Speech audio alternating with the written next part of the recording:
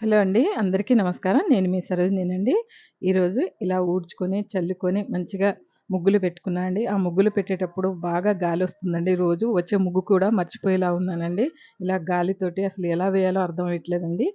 చూడండి ఇలా పసుపు, కుంకుమ మంచిగా వేసుకొని బౌల్స్ అలంకరించుకున్నా అండి. అవి గుమ్మానికి పెట్టేసి మంచిగా పొయ్యి పూజ చేసుకున్నానండి. పొయ్యి పూజ చేసుకున్న తర్వాత నేను వంట మొదలుపెట్టానండి. వంటలో ఇవాళ స్పెషల్ ఏంటనంటే మా పాపండి ఈరోజు హెల్ప్ చేసింది. మంచిగా నేతి ఉప్మా చేద్దాం మమ్మీ ఈరోజు. నెయ్యి, జీడిపప్పేసి చక్కగా ఉప్మా చేసుకుందాం మమ్మీ ఈరోజు అనని చెప్పిందండి. టీ పెట్టిన తర్వాత అందరము తాగేసి తర్వాత ఉప్మా చేసుకున్నామండి. ఉప్మా చేసుకొని ఇలా నెయ్యితోటి ఉప్మా చేసిందండి. సూపరుందండి ఈరోజు ఉప్మా. ఉప్మా నిజంగా నలుగురం మేము ఇంట్లో ఎవరం ఎక్కువ తినమండి. కానీ ఈరోజు చేసిన ఉప్మా మాత్రం మంచిగా చక్కగా వండుకున్నామండి ఈరోజు. చాలా అందంగా ఉంది ఆ ఉప్మా కూడా. తినటానికి కూడా రుచిగా ఉంది. ఈరోజు చేపలతో ఎంజాయ్ చేసామండి ఫుడ్‌లోకి. Thank you.